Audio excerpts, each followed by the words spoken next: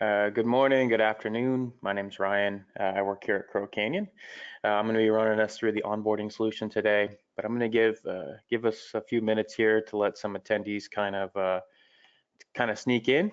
What I'm going to do right now is I'm going to launch a poll, just talking about what version of SharePoint you're using. When you get a chance, go ahead and fill that out, and then probably in 2 to 3 minutes here, we'll get started.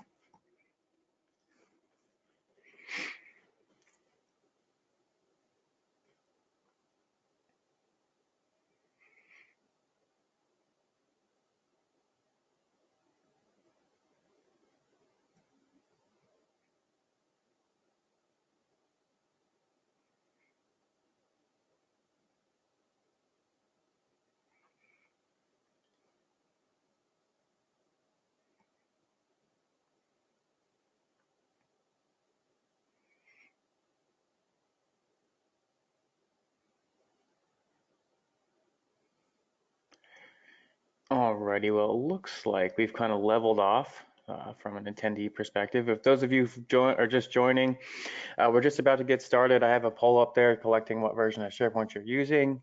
When you pop in, go ahead and fill that out, and then we'll get going here in the next probably minute or so.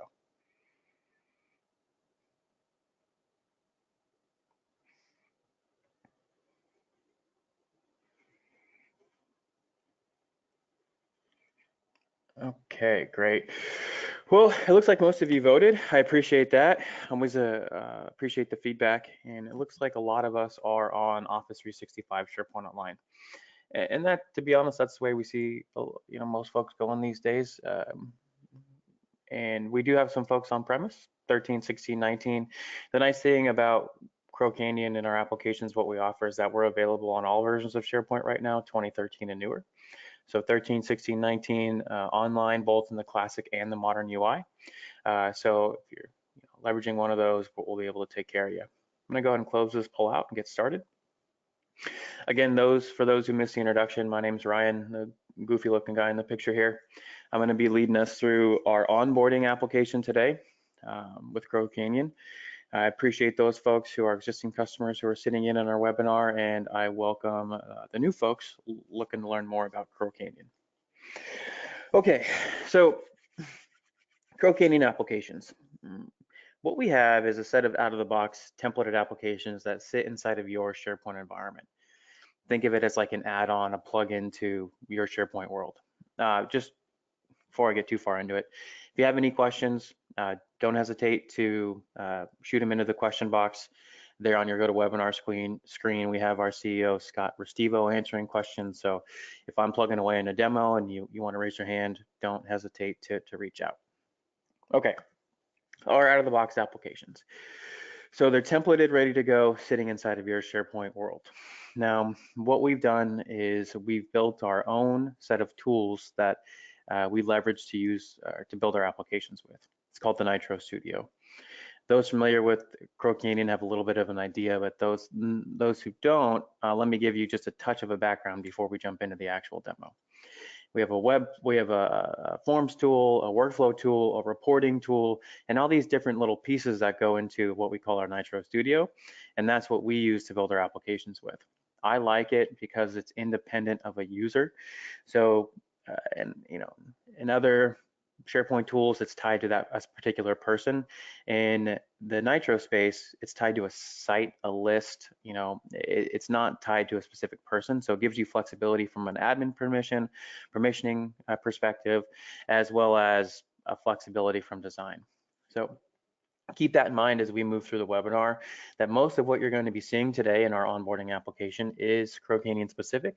It's Crow Canyon owned, maintained, and supported. So if you do choose to move forward with our onboarding tool or any other pieces in the Crow Canyon space, it's something that we have ownership of in-house. Okay, so our landing page, our onboarding application. don't pay too much attention to the branding. Color, or Crow Canyon's color scheme is blue and white, therefore our demo sites are blue and white. But we can inherit any branding that you guys currently have set up in your SharePoint environment. So we say onboarding, that gets most of the attention, right? That's kind of the primary workflow when we think about bringing someone on. But our onboarding tool is more than just that. We have 3 major workflows that we talk about, and it's kind of the 3 steps in the process: onboarding, change request or midboarding, and then departing staff request, termination request, right? We want to make sure we cover that full scope. I'm going to walk through all 3 processes today, but we're going to start at the onboarding level. So this landing page is intended to be kind of a project overview. And that's really how I look at an onboard. It's more of a project, right? We have a task started, a main task, a person coming on board, and a bunch of subtasks that we as an organization need to complete and keep track of to make sure this onboard comes on successfully. So this view, you can see who the person is, their role, what their status is, their location, etc. And again, all of this is configurable leveraging NITRO forms. So if you want to capture more data here, you're more than welcome to. And all the subtasks kicked off when an onboarded is generated. So who's assigned to the task, the due date associated with the task, and the tasks themselves. Now, from an HR perspective or from an IT perspective, whoever's managing this particular area can drill down and look at a specific onboard and say, okay, hey, the tasks are complete. Well, maybe it's being pending approval, or maybe it's being pending an Active Directory task, right? So it gives you an idea of what we can do from a task creation perspective. You can go down that route of, hey, create all the tasks at once and have everyone be notified via email that their tasks have been created. Or we want to do it more in a step-by-step process. Hey, first task is submit for approval. Once it's approved, first thing we got to do is get them into Active Directory. Once they're in AD, we can flow off this set of tasks. So you have both options there. That's the nice thing about SharePoint, is that we're flexible, right? You can determine when those tasks get fired off, the due dates associated with each of the tasks, and how aggressively you want to ping the person associated with the task, right? Do you want to let them know the day of that the task is due? Do you want to let them know 15 minutes before? Do you want to notify them after the task is overdue, right? We have some options there. But let's talk about generating this onboard, the actual new hire request. And I clicked the wrong button, guys. Give me a second. Once this loads here, we'll get in the right form. But the idea, as I close these out, the idea here is that we have a main list. In this case, it's the request list, but we're going to have multiple sub-lists feeding into that main list. Okay, so our first tab here is generic information, right? Who are we bringing on? What role do they start coming into? Who's their manager, etc. Now, these other sub-lists, applications, physical access, hardware, these are the tasks generated for that onboard, for that new hire, right? As you can see, these are all pretty blank. But now as I come in and I apply a role to this particular onboard, say I'm going to come on as a system admin, you can see that now we have some applications, physical access, and hardware is pre-selected. So what we've done is we've created a task template based on a role. It's nice from a timing perspective, right? You don't have to come in here and say, okay, these 15 things are associated with system admin. I have to go through and click them one by one. It's set and forget in that regard, right? Okay, system admin, here are the 15 tasks that they need, or 20, whatever it may be, right? But it still gives you the flexibility to come in and make changes, right? Okay, I want to add them to go to meeting, or I'm willing to remove them from QuickBooks.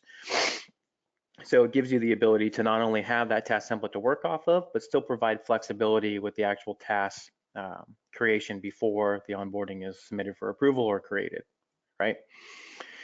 Now, our ad hoc tasks give us the ability to create tasks specific to that particular person or role, right? So maybe the system admin is going to be in charge of a server, or you have a help desk person coming on specifically to own the help desk, or you have someone who's in HR specific for finance and payroll, and maybe their permissions to a certain applications or a certain building or a certain room are different than that standard position. You can come in here and create a task specific to that particular person, right? So we're trying not to limit you in terms of what you can do from a task creation perspective, and just say task name, who's assigned to, and that assigned due date. Now, once you send for approval, what happens is that it kicks off this quote unquote project overview, this onboard.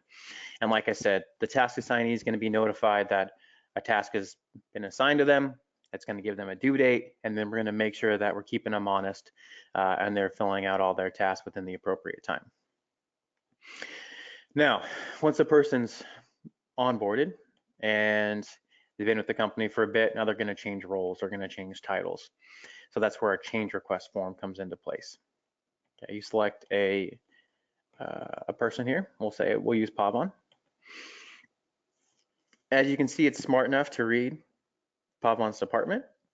And let's say he's switching from a system admin to an IT admin.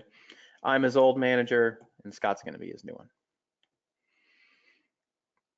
So just like we talked about in the new hire request, how things were based on a task template, what we've done now is actually levied a task template against another task template. Oh, I selected the same role. Sorry, guys. There we go, system admin. So now as we look at this, we can see applications needing to be added, removed, and retained, right? So it's the system smart enough to realize, okay, what role is he currently in? What role is he moving into? And what do we need to do to make sure that we either, hey, remove him from his current permissions or upgrade his current permissions, remove him from one application, add him to the other. We're just gonna run that check and balance against ourselves to make sure that we're rock solid when Pavan moves from an IT admin to a system admin. And that's the same for all positions across all departments, right? It's just reading those task templates you guys have set up for that role, and it's that set and forget mentality of, okay, they're moving from A to B. What does it mean to move from A to B? And who do we need to notify and assign tasks to make sure that that happens? Same idea with the ad hoc tasks. If it's someone's coming into that role specific and you want to give them something outside of the norm, this is where we can do it from. And the same idea for onboard applies to change request. So we can filter by our different type of requests here, come into change requests, and see the exact same screen, right? Okay, what tasks have been created? Who are they assigned to? What's the actual due date? Now, when we drill down into one of these tasks, we can see the type of request it was, who was assigned to the employee it's for, the manager it's for, the date it was due, and the date it was completed, right? So you are also going to have that audit log as well. I know that's big when we're talking about access requests, because in a lot of cases we're giving users access to various applications, and from an auditing perspective, we need to go back and see, okay, hey, when was this given to this person? Why was it given to this person? So what's great is that it's going to date and timestamp when exactly that task was completed, with who did it, and who it was for. Okay, so now departing staff request. Okay, so we've gone through new hire, the task template, we've gone to change request, leveraging their current role versus their new role. Now we're going to departing staff request or offboard, right? It gives you an idea of what one looks like in progress. So not everything is completed. You got that yellow light, red light, green light set up here. But when we talk about departing staff requests, we're strictly talking about removing access and for physical access, application access, etc. Right? So we're strictly going to look at the role that Pavan's currently in. System admin, there's his manager pre-populating, which is great. And we're just going to say, okay, hey, we need to come in here and remove all of these applications, remove this physical access, remove this hardware from Pavan's name before he leaves the company.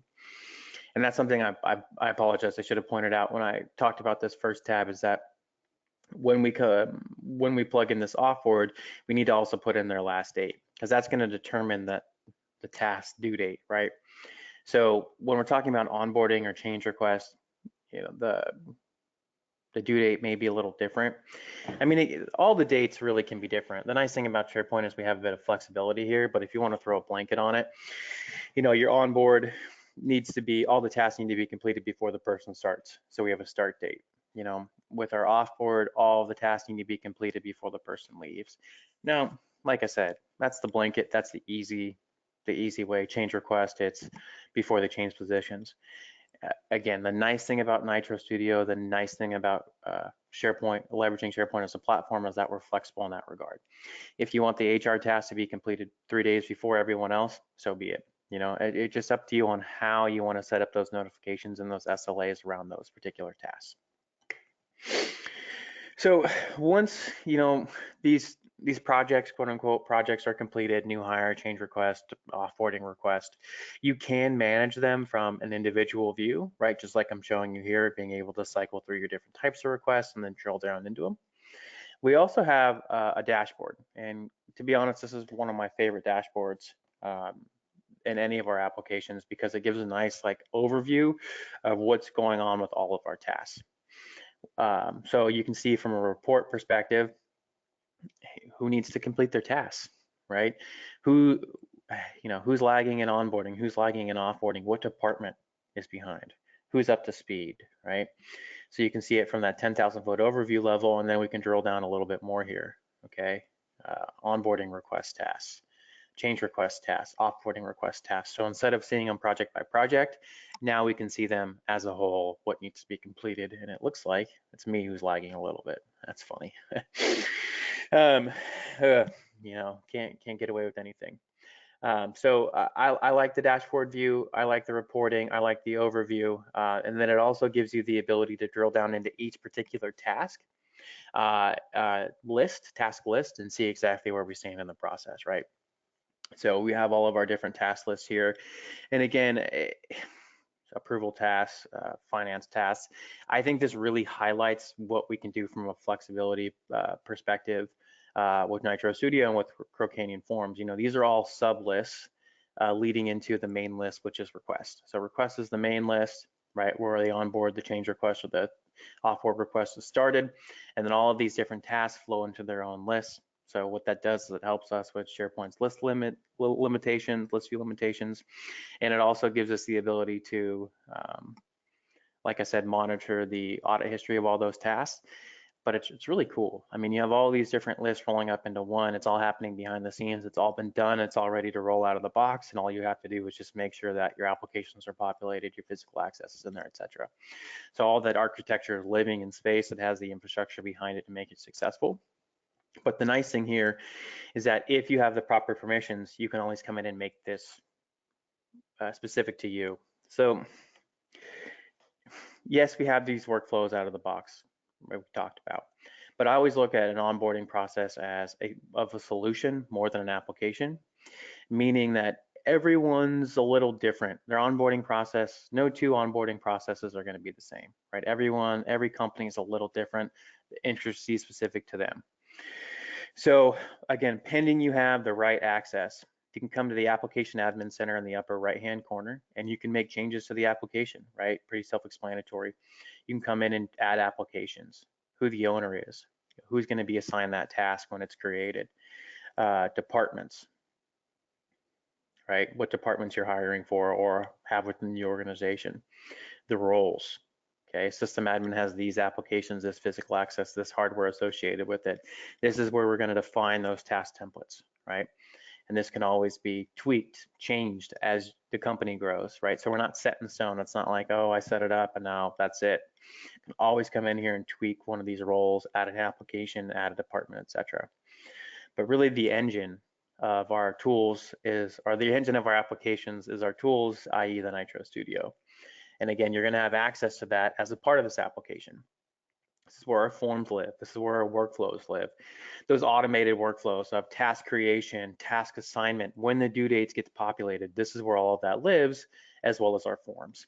Now I'm just going to touch on the forms real quick because that's the flagship, right? This is when we interface with SharePoint or a list, most of the time we're looking at a form, right?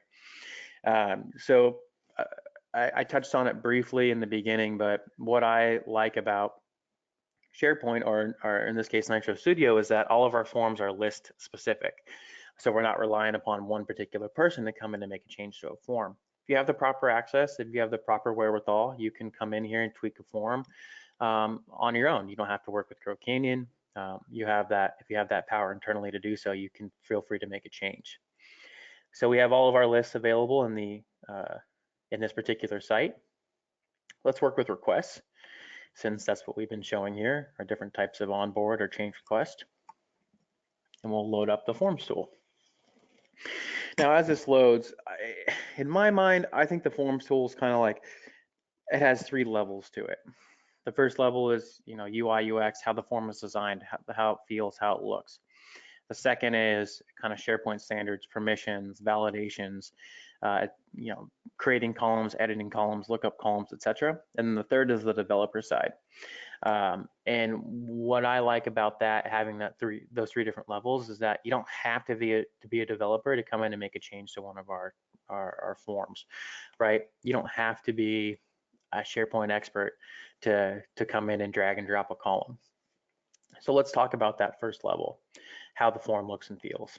So under layouts and themes, we have some kind of generic default looks, right? Blue. Under the UI tab here on the right-hand side, you can change the background color. Let's try to find something not obnoxious. There we go. So if you have a certain look and feel and you want your forms to be a little bit more interactive, a little bit more specific to your organization, you absolutely have the power to do so, right? Under our global settings here, you can actually create your own themes. And that can be anything from font design to background color to tab and section color, right? And then once you save this theme, tab, panel color, right? Font color, font family. Once you save this theme, you can then apply it to all of the forms within this particular site, or if you want to look at pursuing NITRO across your entire tenancy, that's something that can also be worked out. So background color, tab color, how the actual columns are laid out within the tab, right? Right here we have a pretty generic one column layout. We can also switch to 2 columns. We don't want to have such a long scrolling form, right? We have that ability as well. We want to do sections. So it's more of a drop down. You know, those familiar with InfoPath maybe are a little bit more keen to do the sections. I don't like the blockiness of the blue. I want it one long scrolling form. Change this to a line, and that's definitely possible, right? So you have that ability to color tweak, column tweak, things like that. And then when it comes to actually designing the form, we try to make it as WYSIWYG as possible. So dragging or creating new tabs, it's drag and drop. Adding columns to a tab, drag and drop, right? Creating, oh, that's a big one. Let's not do that one. Here we go. Creating a column. I can create a column on a SharePoint list without leaving my form designer. Editing a current column, again, without having to leave the form designer. It's all from one interface. So now what's cool is that we can also build in some SharePoint specifics, right? Permissions, and we want to add permissions to show tabs to specific people. Maybe finance is going to have a tab specific to them where they can see the payroll history or the starting salary for this particular position, and we want to hide it to everyone else and show it specific to that finance group or team, right? So we have that availability as well. And then getting more in depth, we also can do things like call out to external data columns, populate some information in the form, specifically with onboarding, maybe something from your ERP system or a payroll system that you want to take and populate into the form without having to do it manually. Injecting custom JavaScript into the form as well, like that's all possible. So you kind of get, like I said, that 3 levels of form design: UI, SharePoint standards, and the ability to add in some developer side as well. And the cool thing here, at least I think it's cool, is we actually have the ability to preview the form before we publish it. So it gives you the chance to test it out before you make it go live. So you can see here our color change has been applied, our new tab has been added, and then you can also do things like play with the drop downs. Make sure if we've added in a department, it's going to show there. If we added in a role, it's going to show. Make sure we tab through and everything's selected appropriately. So we actually get to test the item before actually even creating an item.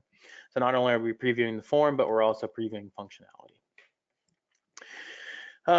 Look, I can talk about the forms designer probably for 3 hours just by itself. And I can talk a lot more in depth about the onboarding tool as well. I covered very high level of the new hire request, the change request, the departing staff request. But like I said, every organization is specific to them, especially for onboarding.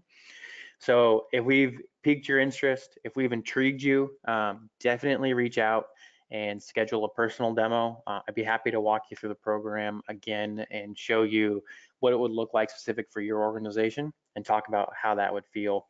We also have trial availability. Sorry, tongue-tied.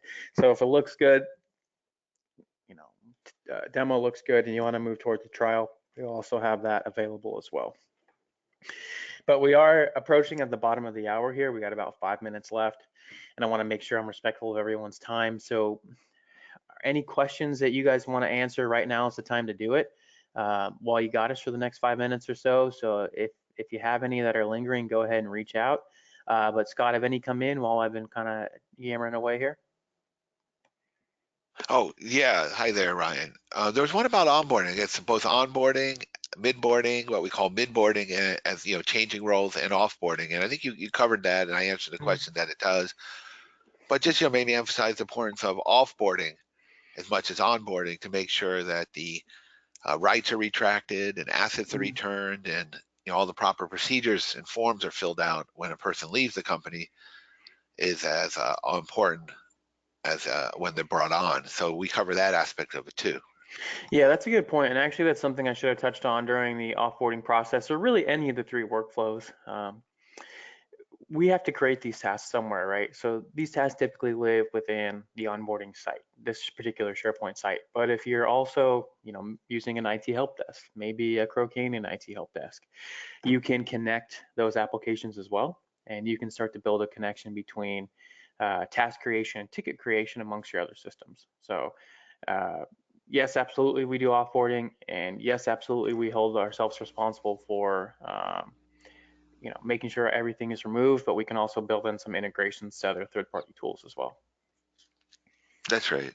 Another question was about the forms and the flexibility of them. And like you said in the webinar, that's a whole subject in itself, but there is a lot that can be done with the forms as far as replicating forms that exist in the organization already. One was Sure. asking about W-4 forms, I-9 forms, emergency contact forms, access request forms, and all those kinds of things, which certainly can be replicated. And some of that I pointed out in the answering is in our NITRO Forms showcase, which is on our website, and they're available for people to see. But to really see the full capabilities of NITRO Forms Designer, you'd have to, Reach out and test out. yeah. Luckily, we do. Yeah. I see Go that ahead. you're bringing it in. See, that W4 form is a NITRO form. Look at that, right?